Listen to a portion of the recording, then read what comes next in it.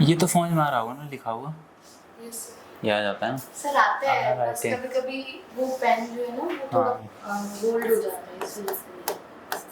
नहीं नहीं, अब मैं ऐसा लिखूंगा जो कि समझ में आ जाए। संचार, कम्युनिकेशन।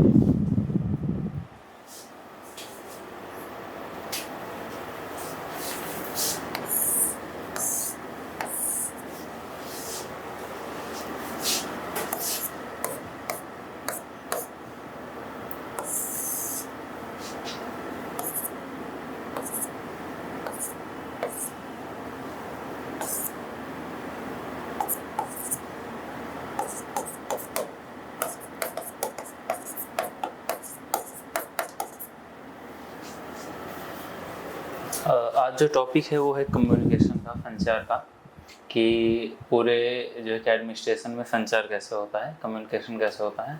तो कम्युनिकेशन में किसी भी ऑर्गेनाइजेशन में दो चीज़ें, एक तो जो है कि सबऑर्डिनेट्स होते हैं या तो वर्कर्स होते हैं, ठीक है, और एक होते हैं बॉस। तो ये कम्युनिकेशन कई बार ऊपर से नीचे की ओर चलता है, इनमें बढ़ता है, लेकिन कम्युनिकेशन के भी कई सारे प्रकार हैं। फॉर्मल कम्युनिकेशन है, इनफॉर्मल कम्युनिकेशंस हैं। इसमें जो कम्युनिकेशन के बारे में जो थ्योरीज हैं, जिसमें जो चेस्टर बर्नार्ड का भी नाम है, वो जो हम लोग करना है। तो इसमें हेडिंग बनाइए, कम्युनिकेशन बना दिया हेडिंग, इसमें लिखिए एक लाइन, एक कोटेशन है।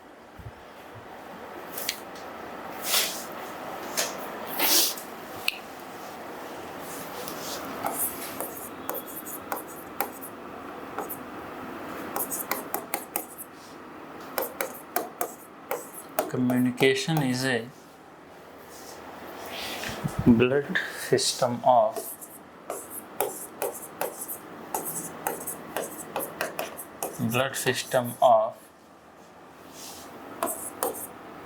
an administrative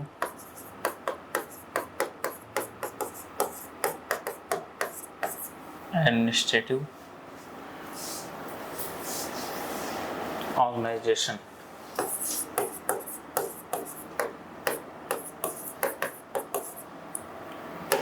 ठीक है, ये जो कोटेशन है वो है मिलेट का।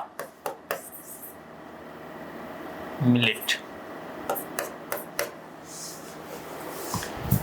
का ये जो कोटेशन है, इसमें इन्होंने कहा है कि कम्युनिकेशन क्या है, एक ब्लड सिस्टम है किसी भी एडमिनिस्ट्रेशन के लिए। और इसी प्रकार से आगे चल करके जो जैसे कि हमको पता है कि ये जो है, जो जितने भी क्लासिकल थ्योरीज वाले हैं वो भी इन सब चीज़ों को बल देते हैं। एक फॉर्मल जो एक स्ट्रक्चर क्रिएट करते हैं ऑर्गेनाइजेशन को लेकर के, और फॉर्मल स्ट्रक्चर में हायरार्की है। हायरार्की का मतलब यही होता है कि कोई ऊपर बॉस होगा, उसके द्वारा कम्युनिकेशन कैसा है, या तो ये जो दो सबऑर्डिनेट्स हैं इनके बीच में कैसा कम्युनिकेशन है, इनके बीच में कैसा कम्युनिकेशन। तो ये सब क्या है, इनफॉर्मल कम्युनिकेशंस हैं, ठीक है, ऐसे भी कम्युनिकेशंस हैं। तो अब जो दूसरा है वो है कम्युनिकेशन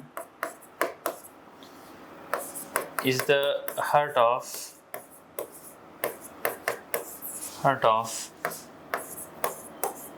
मैनेजमेंट।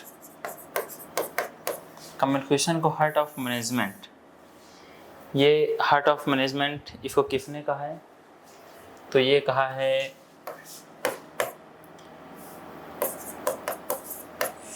हिफनर ने।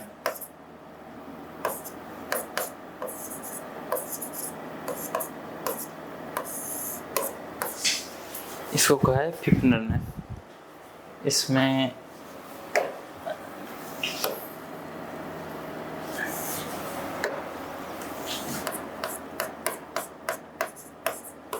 इसको कहा है हिफनर ने। कम्युनिकेशन क्या है, हार्ट ऑफ मैनेजमेंट कहा है इन्होंने। अब ये कम्युनिकेशन जो ऑर्गेनाइजेशन में होगा, एक एडमिनिस्ट्रेटिव ऑर्गेनाइजेशन में, इसके कई सारे इसमें थ्योरीज हैं, थिंकर्स जुड़े हुए हैं। तो एक हेडिंग बनाइए, चेस्टर बर्नार्ड, उनका एक लाइन है इससे संबंधित, जो कि चेस्टर बर्नार्ड कम्युनिकेशन के मेन थिंकर हैं। तो इसलिए चेस्टर बर्नार्ड को जाना। सी बर्नार्ड, ठीक है, चेस्टर बर्नार्ड। लिखिए जो है कि द फर्स्ट जो कि एग्जीक्यूटिव, द फर्स्ट जो कि एग्जीक्यूटिव जो function is, the first executive function is to develop and maintain, to develop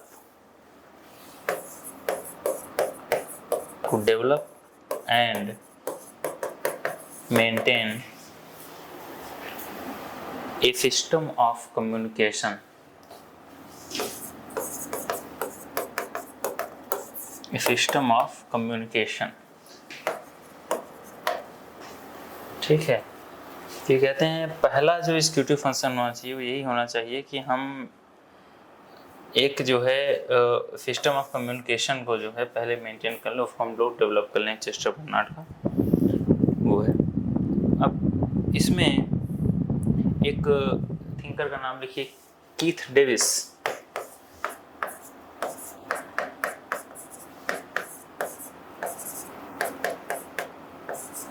Davis we है, कीथ डेविस, इनका कोटेशन लिखिए। Communications is the communication is the process of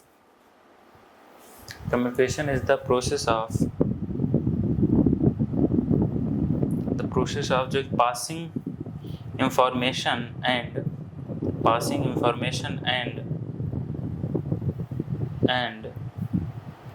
अगले की understanding from one person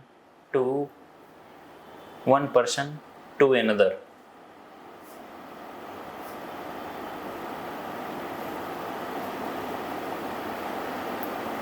ठीक है। आगे एक कोटेशन और लिखिए चेस्टर बर्नार्ड का इससे संबंधित। लिखिए कि communication that can not be understood, A communication that can not be understood. आगे लिखिए कि कैन हैव नो अथॉरिटी, जिस कम्युनिकेशन को नहीं समझा जा सकता है उसकी किसी प्रकार की अथॉरिटी नहीं हो सकती है, ठीक है। ये चेस्टर बर्नार्ड कहते हैं, फिर अथॉरिटी फर्द जोड़ते हैं।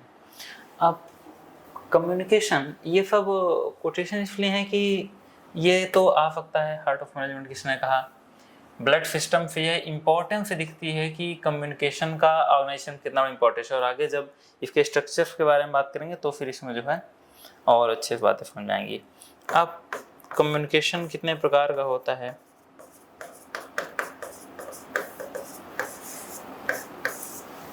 तो इसमें एक तो आपने सुना होगा जो है कि इसको बोलते हैं इंटरनल कम्युनिकेशन, ठीक है। इंटरनल बात होता है एक्सटर्नल कम्युनिकेशन, और एक होता है इंटरपर्सनल,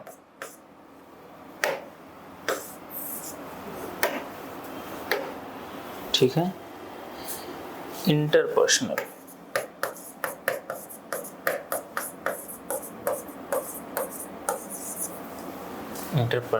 कम्युनिकेशन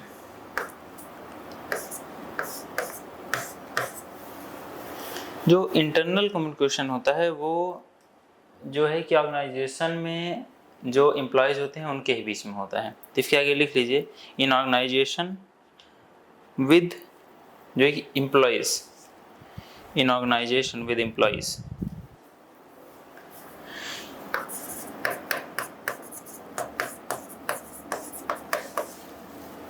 और एक्सटर्नल लिखिए विद जो कि पब्लिक, और नीचे लिख दीजिए कि रिलेशनशिप आगे लिखिए कि अमंग जो है कि एम्प्लॉयज के संबंध है, जो इसकी चर्चा हो रही थी, ठीक है। तो ये जो है तीन प्रकार के तो कम्युनिकेशंस की बात की गई है। अब उसमें ये होता है कम्युनिकेशन के प्रोसेस क्या है।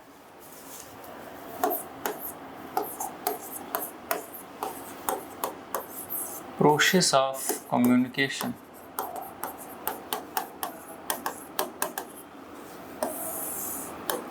तो यही कम्युनिकेशन टॉपिक आपके पेपर 1 में भी है, यहाँ कम्युनिकेशन पढ़ना है। तो ये कम्युनिकेशन आपके वहाँ पे भी काम आएगा, और इस कम्युनिकेशन में जो मॉडल हम लोग पढ़ने वाले हैं वही मॉडल उसमें भी लिखा हुआ है, जिसको कि शैनन एंड वीवर मॉडल कहते हैं।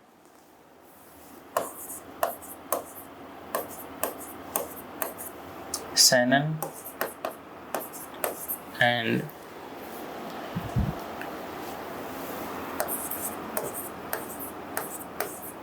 वीवर्स मॉडल, ठीक है।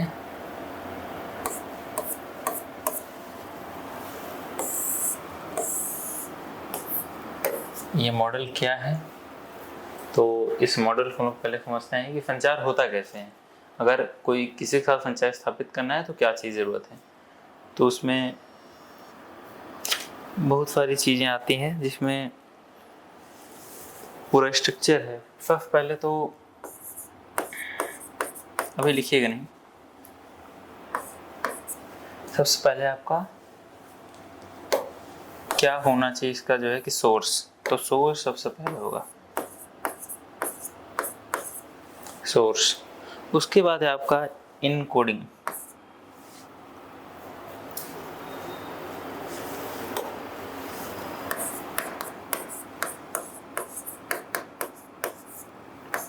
फिर है आपका मैसेज, ठीक है।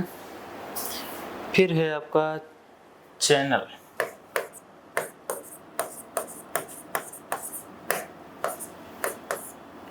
फिर है आपका डिकोडिंग, ठीक है। और फिर है रिसीवर, रिसीवर।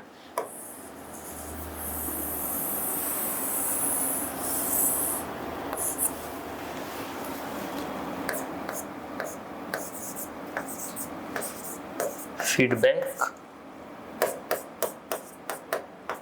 नॉइस, NOIS बोलते हैं।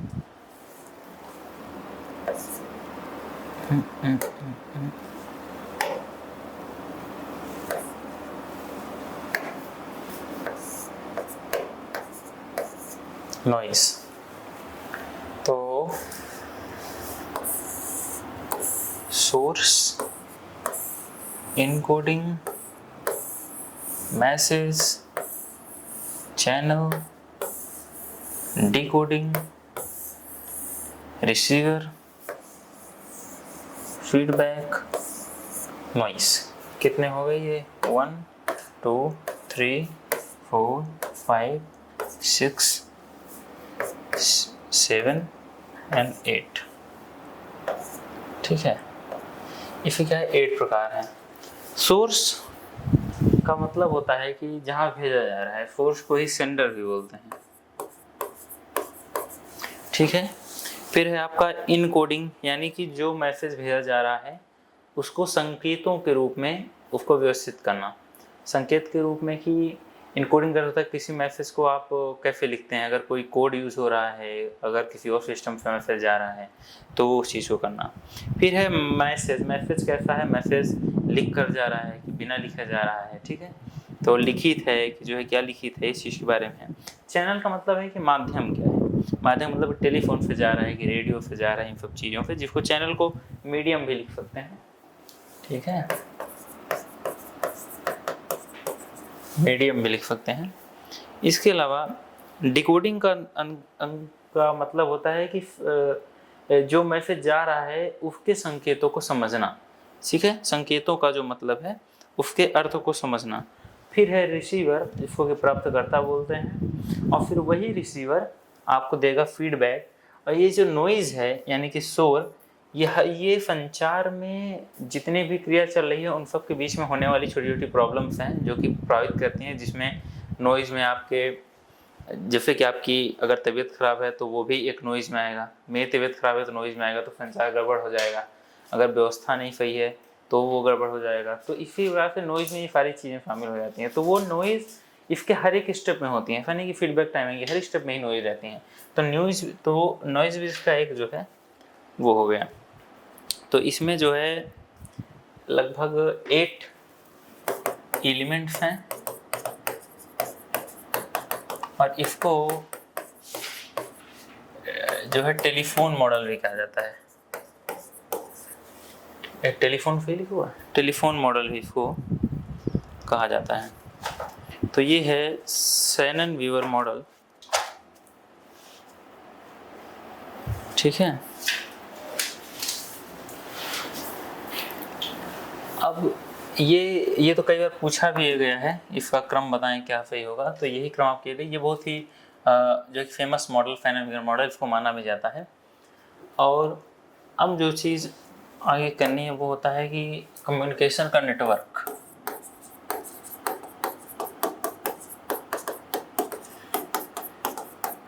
समझ में आ रहा है ना?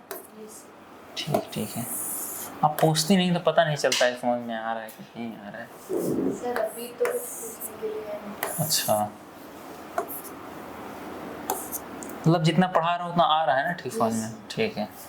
तो जब मैं रिवीजन कर रही हूँ तो कुछ डाउट होगा तो हाँ, तब तो बिल्कुल पूछिए।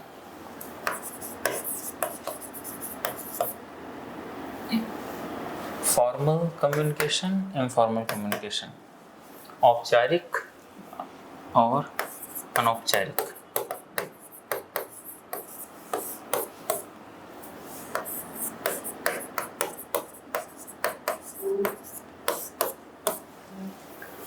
औपचारिक प्रकार का जो कम्युनिकेशन होता है वो क्लासिकल थ्योरीज में जैसे उन लोगों ने जो स्ट्रक्चर बनाया वो पूरा फॉर्मल था, उसमें कम्युनिकेशन स्पष्ट थे। अगर टॉप टू डाउन मॉडल है तो टॉप से ही कम्युनिकेशन की शुरुआत होगी और वो डाउन तक जाएगा, उसमें बीच में कोई अपने आप जो है कि कम्युनिकेशन नहीं कर सकता है। तो ये इसमें बेसिकली क्लासिकल थ्योरीज वालों को जो है वो आता है। तो इसमें जो मॉडल्स होते हैं वो कैसे होते हैं, तो कई बार वो कम्युनिकेशन ऐसे होते हैं, ये बॉस है, फिर वो ऐसे रहेगा। इस प्रकार के जो कम्युनिकेशन है ये जो है कि सबऑर्डिनेट्स हैं, ठीक है। इस प्रकार का कम्युनिकेशन जो है वो आता है फॉर्मल कम्युनिकेशन में। इसी में एक स्ट्रक्चर और है, अगर ऐसा रहे तो मतलब कोई भी कम्युनिकेशन बिना जो है कि बॉस के नहीं हो रहा है, ठीक है। बॉस की यहाँ पे इन लोगों को जरूरत जरूर पड़ रही है।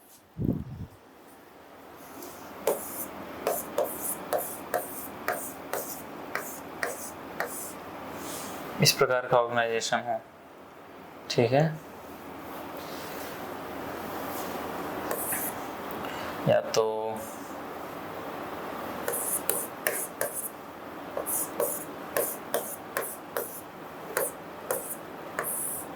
इस प्रकार का ऑर्गेनाइजेशन हो, ठीक है। ये सब किस में आते हैं, तो ये सब फॉर्मल में आते हैं, जिसमें कि ये निश्चित रहता है कि कौन किससे संबंध स्थापित करेगा। इसमें क्या है, ये हर जगह देखेंगे तो आप तो क्लैरिटी है कि संबंध किससे स्थापित किया जाएगा। इनमें संबंध नहीं है, इनमें संबंध नहीं है, लेकिन ये है कि पहले यहाँ से होगा कम्युनिकेशन, फिर यहाँ से होगा। तो इसमें भी निश्चित है कि ये यहाँ कर सकते हैं, यहाँ कर सकते हैं, लेकिन किसी का भी अपनी मर्जी से नहीं है, फिर ये यहाँ पे नहीं कर सकते हैं। तो इस प्रकार से ये एक फॉर्मल कम्युनिकेशन का एग्जाम्पल है। जबकि इनफॉर्मल कम्युनिकेशन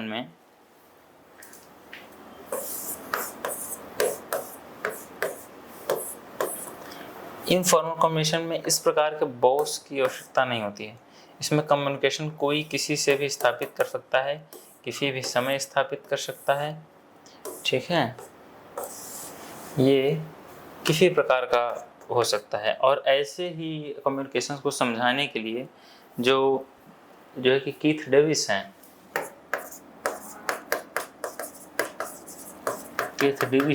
वो एक वर्ड यूज करते हैं, ग्रेप वाइन।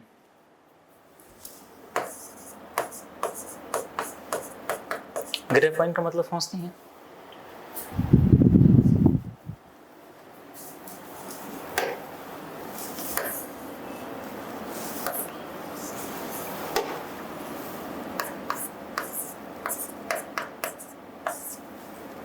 ग्रेप वाइन का मतलब होता है, इसको हिंदी में बोलते हैं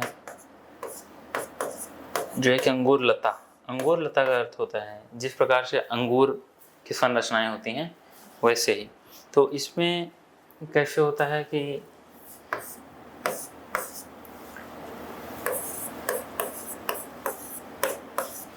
अब इसमें इस प्रकार के जो है कम्युनिकेशन होता है, लेकिन इसमें किसी भी एक प्रकार के कम्युनिकेशन जरूरी नहीं है, आगे भी बढ़ सकते हैं कम्युनिकेशन। वो किसी से ज़रूरी नहीं है कि दूर जा कर के ही इसको वो करेंगे, तो किसी से भी मिल सकते हैं। ये एग्जांपल है ग्रे पॉइंट कम्युनिकेशन का, फिर ये भी ग्रे पॉइंट कम्युनिकेशन का ही उदाहरण है। तो एक बार क्वेश्चन आ गया था कि ग्रे पॉइंट किससे संबंधित है, उसमें लिखा हुआ था कि औपचारिक कम्युनिकेशन से अनौपचारिक कम्युनिकेशन, तो वो अनौपचारिक कम्युनिकेशन संबंधित है। ठीक है, इसमें जो चीज़ फोकस की जा रही है जिस चीज़ पर, वो है हायरार्की पर। ठीक है, हायरार्की बेस्ड है ये। ठीक है, और ये तो जो है कि इनफॉर्मल बेस्ड ही है, इसमें कुछ नहीं लिखना है। तो ये जो है बेसिकली ये समझ में है ना कि जो क्लासिकल थ्योरीज पॉलिटिकल साइंस के किसी भी टॉपिक्स में आएंगे तो वो हमेशा कोई ऐसी थ्योरी देना चाहेंगे जो हर जगह हर समय फिट बैठ जाए, जबकि ऐसा हो नहीं सकता है क्योंकि देशों में अंतर हैं और जो है टाइम पीरियड से आगे बढ़ते हैं, तो फिर ऐसे में एक नहीं हो सकते हैं। तो इनका हायरार्की बेस्ड है, हायरार्की में चीज़ें निश्चित हैं, तो आप कितना कम्युनिकेशन करेंगे। तो अनौपचारिक जो तत्वों की शुरुआत है वो कम्युनिकेशन में ग्रे पॉइंट के माध्यम से आई, जिसको कीथ डेविस ने दिया है। इसके आगे आप लिखिए जो हेडिंग बनाइए चेस्टर बर्नार्ड।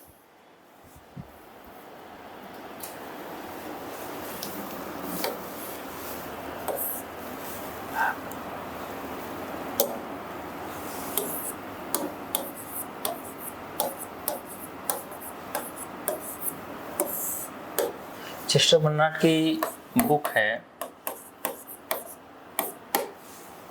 उसका नाम लिखिए the nature of leadership.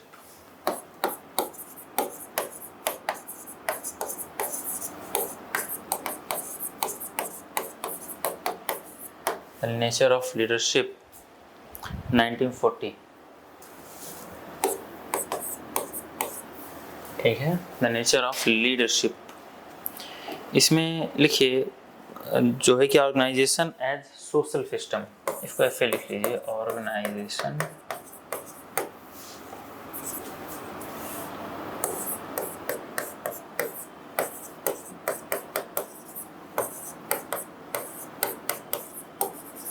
Organisation क्या है, एज अ सोशल सिस्टम है। ये तो हम लोगों ने पहले ही पढ़ा है, इन्होंने कई बार ऐसा कहा है। अब आप लिखिए फॉर्मेशन ऑफ जो है कि ऑर्गेनाइजेशन, फॉर्मेशन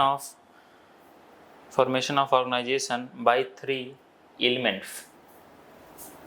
वो 3 एलिमेंट्स कौन से हैं जिसके द्वारा हम क्या करेंगे, ऑर्गेनाइजेशन का फॉर्म बनाएंगे। तो वो 3 एलिमेंट्स कौन से हैं, तो वो 3 एलिमेंट्स में पहला लिखिए कॉमन पर्पस होना चाहिए।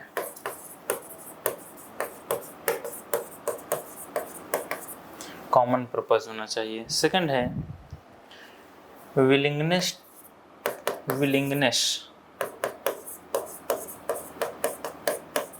To cooperate. ठीक है, और तीसरा है कम्युनिकेशन बिटवीन इंडिविजुअल्स।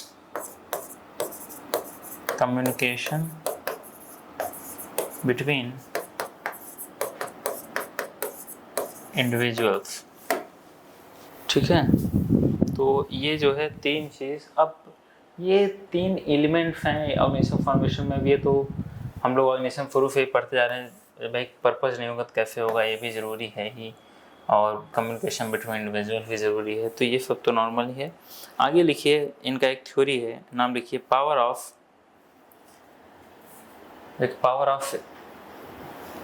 जो है कि एक्सेप्टेंस आइडियोलॉजी।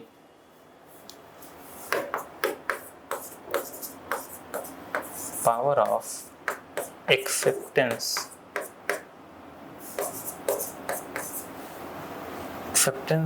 आइडियोलॉजी।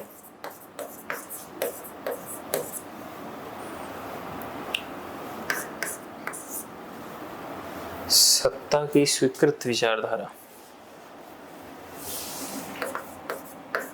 सत्ता की स्वीकृत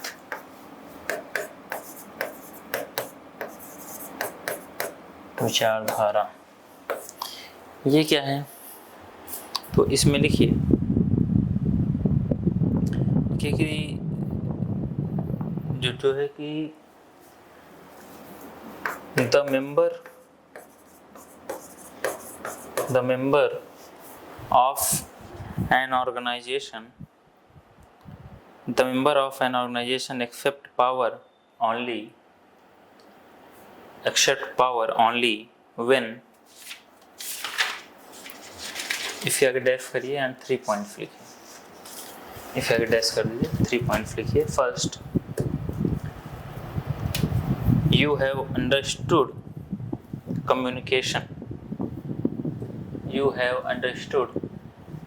communication, ब्रैकेट में लिख दीजिए order, communication means order. Second लिखिए जो है कि लिखिए कि ऑर्डर जो है कि शुड बी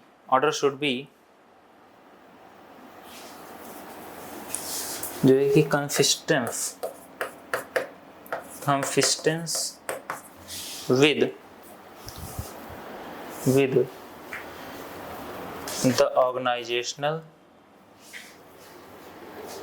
organizational objectives, ठीक है। The order should be जो है कि consistent with the organizational objective। Third लिखिए जो है कि लिखिए कि communication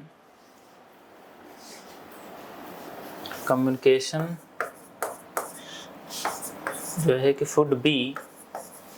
communication should be in the interest of members। जिसमें इंटरेस्ट नहीं होगा उस चीज को क्यों मानेंगे? इंटरेस्ट ऑफ मेंबर्स, ठीक है।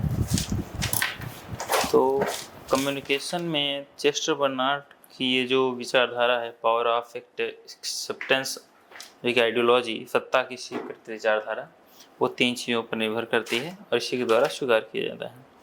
तो ये हम लोगों ने देखा है। इसमें जो सैनन एंड वीवर का मॉडल है वो इम्पोर्टेंट है, ये मॉडल को याद रखिएगा। कौन से स्टेप के बाद कौन सा आया है वो भी ज़रूरी है जानना। हो सकता है कि कहीं पर इन दोनों में अंतर दिखे, तो ऐसा नहीं है, पहले डिकोडिंग होगा उसके बाद ही रिसीवर आएगा, कई जगह उल्टा रखा हुआ है, ठीक है। तो कम्युनिकेशन हम लोगों ने पढ़ा चेस्टर बर्नार्ड का। अब कुछ छोटी छोटी थ्योरीज हैं जिसमें कि लीडरशिप थ्योरीज है, theories of leadership, theories of motivation, और फिर बचेगा मैनेजमेंट बाय एक ऑब्जेक्टिव्स। तो अब हेडिंग बनाइए थ्योरीज ऑफ लीडरशिप।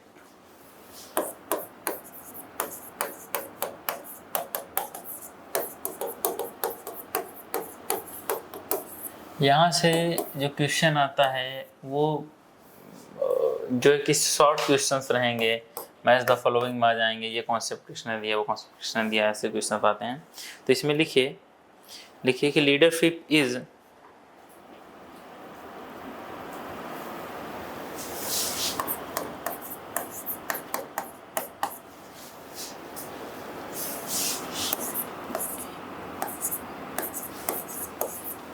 इसको क्या पढ़ेंगे, जो कि इंडिस्पेंसिबल,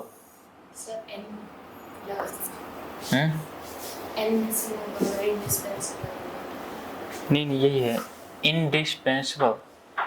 इंडिस्पेंसिबल फॉर, गलत लिखा हुआ है क्या? हाँ ये ऐसा है।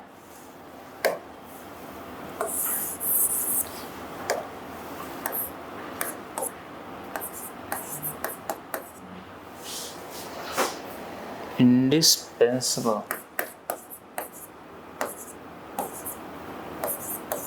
ये होगा। नहीं यही हुआ, चेक कर लीजिए।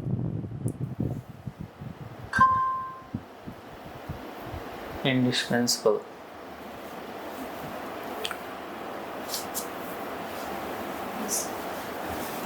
तो ये लिखिए कि लीडरशिप इज इंडिस्पेंसिबल, जो कि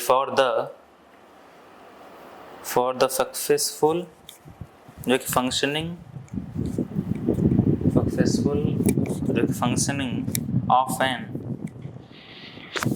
of an organization and attainment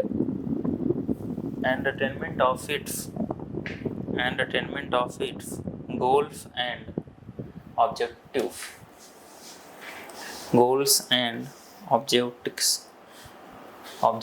ठीक है।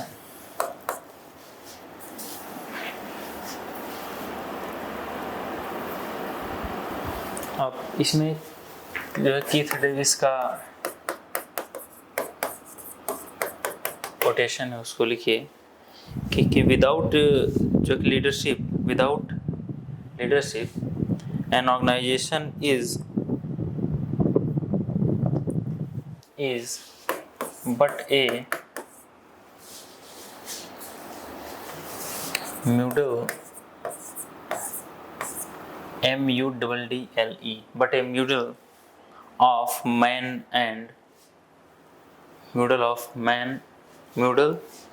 of man and जो एक मशीन्स, ठीक है। ये क्या हो जाएगा, तो ये एक भीड़ हो जाएगी मनुष्यों की और मशीनों की। क्या आ जाएगा कि मतलब अगर यही मतलब हुआ ना कि अगर लीडरशिप नहीं होगी, इसका मतलब ये हुआ कि बिना नेतृत्व के कोई भी संगठन जो है महज मनुष्यों का और यंत्रों का एक भीड़ हो जाएगा। तो क्या होगा इसमें? वर्ड मिसिंग रहेगा कि बिना लीडरशिप के ऑर्गेनाइजेशन और कुछ नहीं, सिर्फ और सिर्फ एक मनुष्य और मशीन्स का भीड़ है। तो बीच में कहाँ नथिंग आएगा? But is nothing but simple. अच्छा, बट से पहले हाँ इसमें नथिंग रहेगा। ये तो है, हाँ इसमें नेगेटिव सेंटेंस कहीं नहीं था ना। आगे लिखिए चेस्टर बर्नार्ड, हेडिंग डालिए इसमें। ये तो है कीथ डेविस का, ठीक है। अब वो लिखिए चेस्टर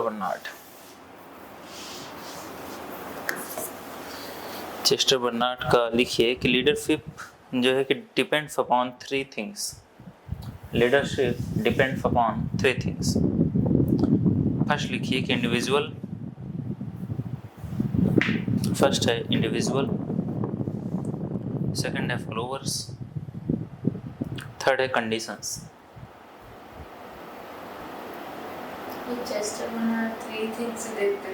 हाँ बहुत ज़्यादा ये लोग दिए हुए कुछ नहीं फबाता होता नहीं है, लेकिन समझने के लिए कि लीडरशिप क्या है, लीडरशिप में क्या ज़रूरी है, ये सब आगे चल कर कहीं ना कहीं आंसर राइटिंग में ज़्यादा काम देते हैं। क्योंकि पब्लिक एडमिनिस्ट्रेशन के यूजीफनेट के क्वेश्चन डायरेक्ट जो कि फैक्ट बेस्ड ही रहते हैं। अब आगे लिखिए पावर बेसिस क्या है। एक लीडर की तो एक लीडर होता है, लीडर के पास होता है पावर। अब पावर बेसिस क्या है, तो इसमें दो थिंग कराएंगे। जॉन फ्रेंच आएंगे,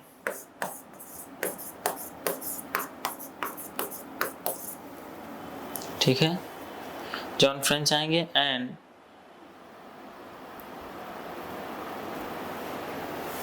बर्थेम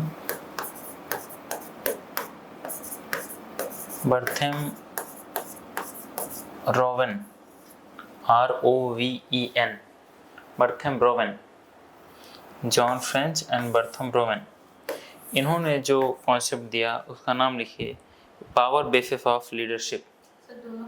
हाँ दोनों मिला करके थॉट है पावर बेसिस ऑफ लीडरशिप। तो इन्होंने 5 प्रकार के पावर्स बताए हैं, जिनको कि हम लोगों को केवल नोट ही करना है, उछते नहीं है ये लोग। तो पहला है कि कोएर्सिव, ठीक है, इसका मतलब समझते हैं, कोएर्सिव पावर होती है, ठीक है, बाध्यकारी शक्ति। फिर है reward power,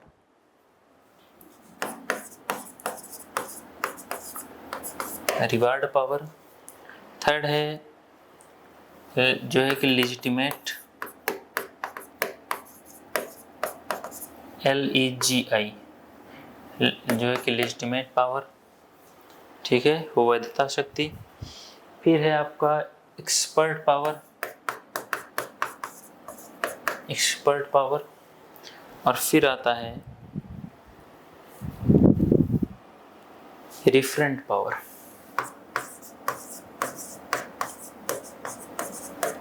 referent power, REFERANT। Referent power को बोलते हैं जो है कि उद्धरण शक्ति, यानी कि जब आपको पावर मिले किसके द्वारा, तो सेल्फ क्वालिटी के द्वारा,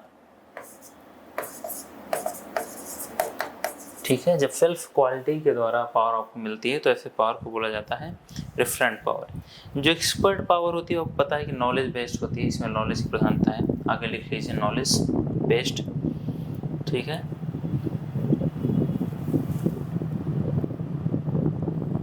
और थर्ड में लिखिए जो वैधता शक्ति है, उसमें आगे लाइन एक बस वर्ड लिखना है कि पोजीशन बेस्ड, जो आपको पोजीशन के कारण मिलती है। और रिवार्ड वाला को पता ही है, रिवार्ड के द्वारा प्राप्त होती है। और जो पहला है वो भी जो है कि कैपेसिटी बेस्ड है, बाध्यकारी शक्ति। तो ये 5 प्रकार के बेसिस ऑफ लीडरशिप हैं। लेकिन इन लीडरशिप्स की कुछ जो है कि फैलियाँ भी हैं। नेतृत्व शैली, लीडरशिप स्टाइल,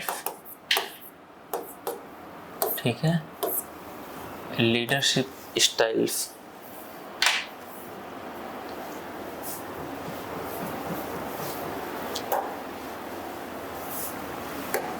स्पेलिंग बहुत गलत हो रही है।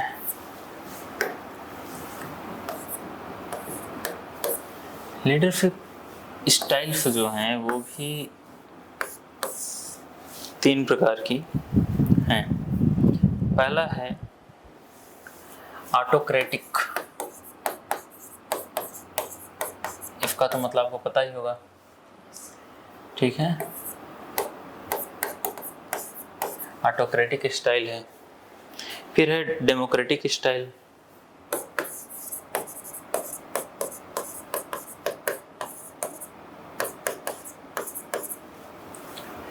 ऑटोक्रेटिक बोलते हैं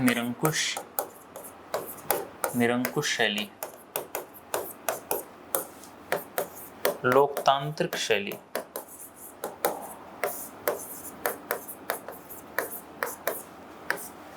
ठीक है। एंड थर्ड है लेफेसफेयर स्टाइल। लेफेसफेयर का स्पेलिंग आपने सुना है? नाम सुना है, अब मतलब भी पता होगा, ठीक है, बढ़िया है। लेफेसफेयर स्टाइल,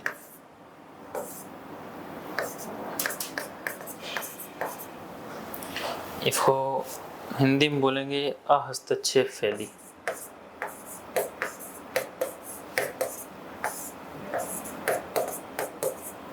व्यक्ति को अकेला छोड़ दो, ये है लेफेसफेयर की मेन थिंकिंग, जो चालू हुई थी जॉन लॉक से, ठीक है। तो उसकी चर्चा तो वहीं होगी।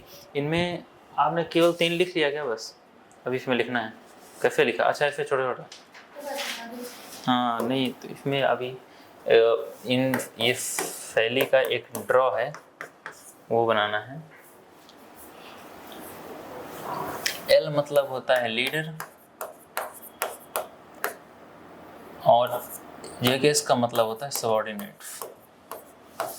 सबऑर्डिनेट। अब इसमें लीडर, सबऑर्डिनेट,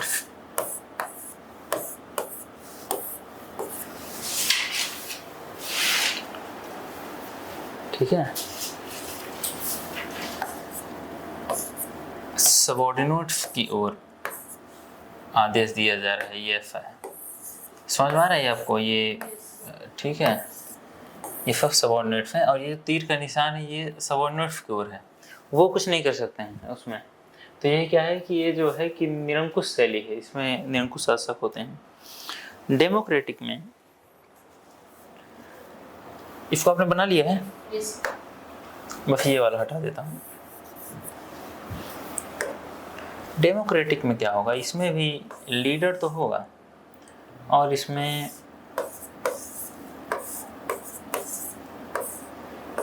सबऑर्डिनेट्स होंगे, लेकिन इनका जो स्ट्रक्चर होगा वो बाहर अंदर दोनों तरफ रहेगा।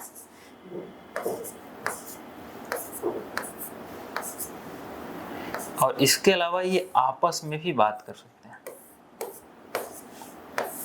जैसे हम लोगों ने कम्युनिकेशन में देखा, फॉर्मल में नहीं हो पाता था, ऐसी लीडरशिप में जो है ये लोकतांत्रिक शैली में ये जो है कि अनौपचारिक संबंध स्थापित हो गए हैं। ये आपका होगा लोकतांत्रिक शैली का। और जो ये शैली है लेसेस-फेयर, उसमें सबऑर्डिनेट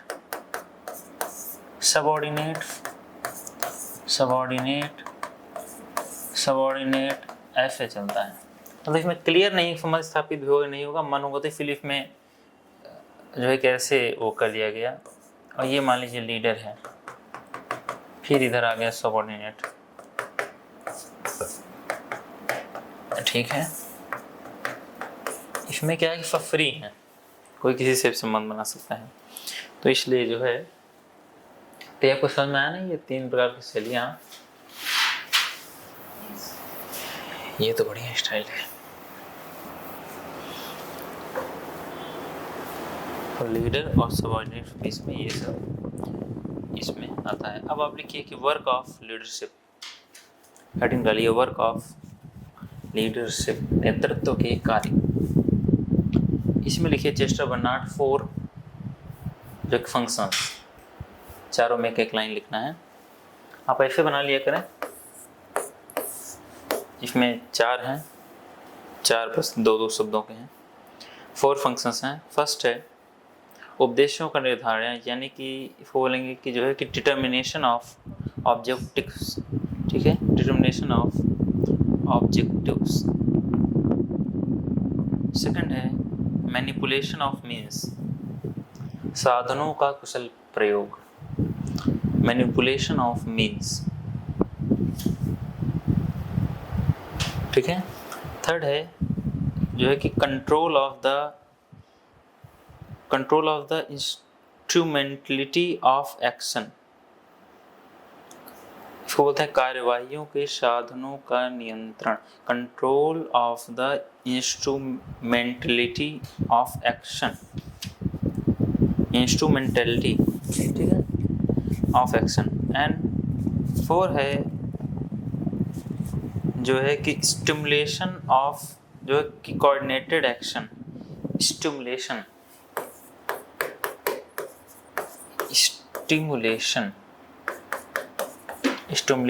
ऑफ, जो कि कोऑर्डिनेटेड एक्शन यानी कि समन्वित कार्यवाही की प्रेरणा, ठीक है। ये 4 फंक्शंस बताए हैं चेस्टर बर्नार्ड ने। नीचे लिखिए जो है कि फॉलेट 3 फंक्शंस, फॉलेट के भी ऐसे ही हैं, एक एक वर्ड के 3 फंक्शंस। फर्स्ट है कोऑर्डिनेशन यानी कि तालमेल। सेकंड है जो है कि डिफिनेशन ऑफ जो कि पर्पस, डिफिनेशन ऑफ पर्पस, उपदेशों की परिभाषा। फर्स्ट है तालमेल, दूसरा है उपदेशों की परिभाषा and definition of purpose, and second है पूर्वानुमान यानी कि एंटीसिपेशन, पूर्वानुमान। अब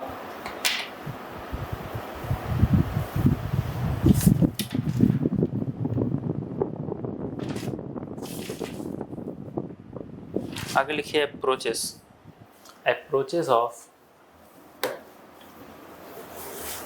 कौन कौन से हैं? अप्रोचेस ऑफ लीडरशिप, अप्रोच कौन कौन सा है? फर्स्ट है ट्रेड थ्योरी। ट्रेड थ्योरी को हिंदी में बोलते हैं विशेषता उपागम।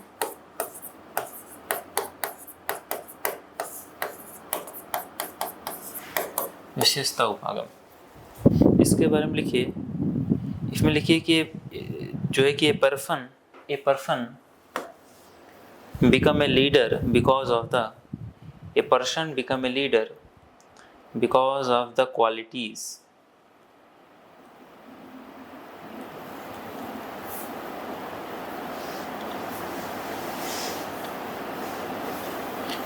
फिर आगे लिखिए कि दिस थ्योरी आल्सो जो है कि popular as gentleman theory. Gentleman theory, इसके सपोर्टर कौन कौन हैं इनका भी नाम लिखिए, चूँकि जितने भी क्लासिकल थिंकर्स हैं लगभग सबको सपोर्ट करते हैं। बर्नार्ड हैं, मिलेट हैं, इसमें टेरी हैं, इसमें आपके जो है कि एप्लबी हैं एंड अदर्स। ये लोग ट्रेड थ्योरी यानी कि विशेषता उपागम के समर्थक हैं। सेकंड लिखिए बिहेवियरल थ्योरी।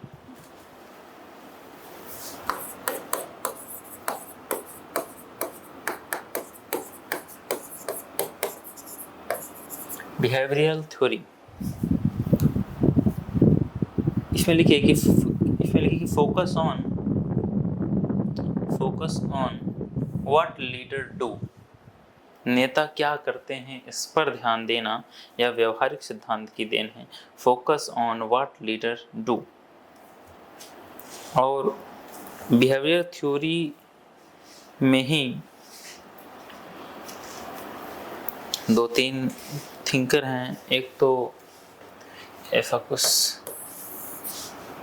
है नहीं ज़्यादा, मैं नॉर्मल लिखवा दे रहा हूँ, इसको आता तो नहीं है ये। एक हुआ था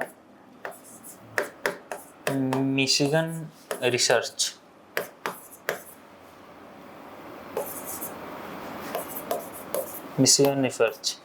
इसके किसके अंडर हुआ था? ये हुआ था रेंसिस लिकर्ट के अंतर्गत। ठीक है, रेंसिस लिकर्ट का नाम सुना होगा आपने,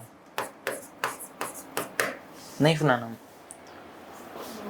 रेंसिस लिकर्ट ने इसको किया था और इन्होंने दो प्रकार की स्टाइल बताई है। 2 स्टाइल्स हैं लीडरशिप की। वो 2 स्टाइल कौन कौन सी हैं? तो वो स्टाइल हैं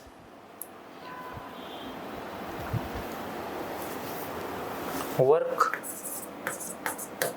सेंटर्ड एंड एम्प्लॉय सेंटर्ड।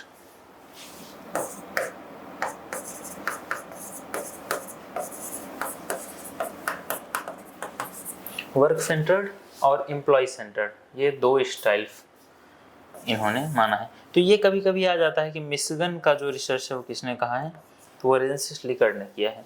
और इसी फेज के संबंध में इन्होंने दिया 4 system of management.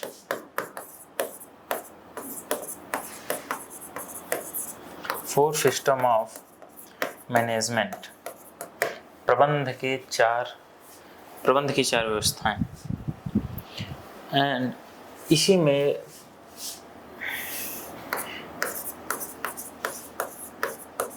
Management grid की बात किसी ने की है। प्रबंध की grid,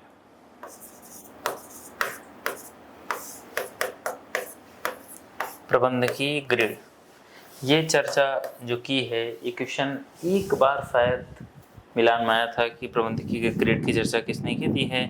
Robert Blake and Mouton. Robert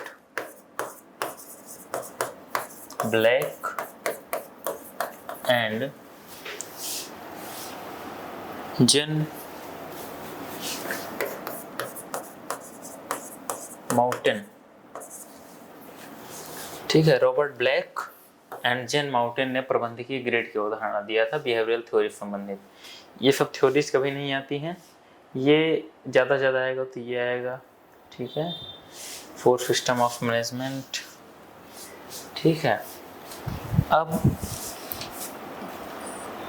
behavioural theory हुआ। अब तीसरा जो थ्योरी है, थर्ड जो थ्योरी है वो है आपका situational.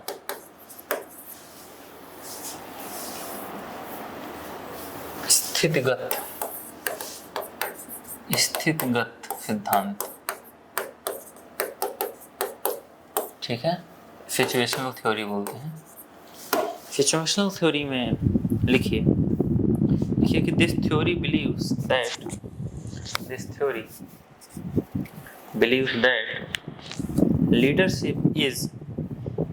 leadership is influenced by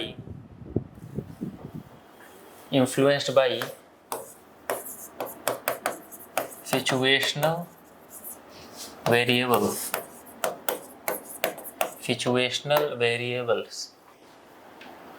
जो आसपास के वेरिएबल्स होते हैं, जो तत्व होते हैं, उनसे प्रभावित होकर के जो लीडरशिप होती है उसको बोला जाता है। ऐसे लीडरशिप को डायनेमिक भी बोला जाता है, ठीक है। तो सिचुएशनल जो लीडरशिप होती है उसको डायनेमिक भी बोला जाता है, यानी कि बहुआयामी। बहुआयामी क्यों कहा गया है? क्योंकि सिचुएशन के आधार पर यहाँ पे लीडरशिप चलाई जा रही है और सिचुएशन कुछ भी हो सकती है, तो यह बहुआयामी हो जाती है, ठीक है। आगे एक लाइन लिखना है, तो नॉर्मल एक इंडिकेशन दीजिए। लिखिए कि MP Follett in his book the new state, इनकी बुक का नाम है द न्यू स्टेट, जो है कि गिव द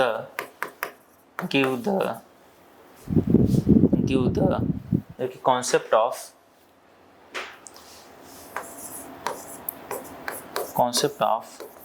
जो है कि सर्कुलर रिस्पॉन्स, ठीक है। इन्होंने जो है कि सर्कुलर रिस्पॉन्स की अवधारणा दिया है। इस सर्कुलर रिस्पॉन्स क्या होता है? इसका मतलब होता है कि एक होता है लीडर और एक होता है आपका जो वर्कर होता है, ठीक है। जो वर्कर होता है वो होता है वर्कर संबंधी जो ग्रुप्स होते हैं। तो एक होता है आपका लीडर, एक होता है ग्रुप। लीडर ग्रुप को प्रभावित करता है और ग्रुप और इससे प्रभावित भी होता है। इस पूरे सिस्टम को बोला जाता है सर्कुलर रिस्पॉन्स। ये सर्कुलर रूप में एक दूसरे को प्रभावित करते रहते हैं। तो लीडरशिप में ये भी ज़रूरी है कि लीडरशिप का क्या प्रभाव पड़ रहा है, या तो जो ग्रुप्स हैं वो कितना प्रभाव डाल रहे हैं। तो ये जो है लीडरशिप में बात आती है। तो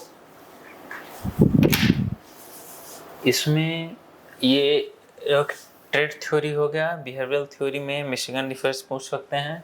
इसमें सिचुएशनल वेरिएबल्स है, डायनेमिक्स है। इसमें आता नहीं क्वेश्चन जल्दी। ये तो आ गया होगा ना समझ में, ठीक है। ये तो अच्छे फॉर्म में आ जाएगा। ये 5 कोई इम्पोर्टेंट नहीं है, लेकिन हाँ इस थ्योरी को समझने के लिए इम्पोर्टेंट है। और कीथ डेविस का कोटेशन, ठीक है। इसके अलावा जब हम पहले पढ़ा कम्युनिकेशन में, इसमें 8 वो होते हैं, ये सब चीज़ें याद रखें। Communication is a blood system. ये क्वेश्चन आ सकता है हेड ऑफ मैनेजमेंट किसने कहा है कम्युनिकेशन, क्योंकि कम्युनिकेशन तो डायरेक्ट टॉपिक है और चेस्टर बर्नार्ड संबंधित है। तो चेस्टर बर्नार्ड कितने भी कोटेशन है उनको ज़रूर ध्यान रखना है, तो ये इम्पोर्टेंट है, ठीक है। तो ये हुआ। अब जो है हम लोग के 2 टॉपिक बचते हैं। एक तो मोटिवेशन का, ठीक है, मोटिवेशन थ्योरी है। और एक बचा है MBO, मैनेजमेंट बाय जो एक ऑब्जेक्टिव्स, पीटर ड्रकर का। ये 2 थ्योरी हम लोग कल कर लेंगे। मोटिवेशन थ्योरी अभी नहीं हुआ है, आगे है वो। उसमें जाइए ना, पब्लिक एडमिनिस्ट्रेशन वाले में जाइए तो हाँ, तो फिर साथ में दिया हुआ है जहाँ पे लीडरशिप लिखा हुआ है ना, theory of leadership and motivation, ठीक है। तो ये 2 जो है हम लोग कल कर लेंगे, ठीक है। हाँ, कल फ्राइडे है लेकिन कल क्लास लेंगे। 11, 12 और 13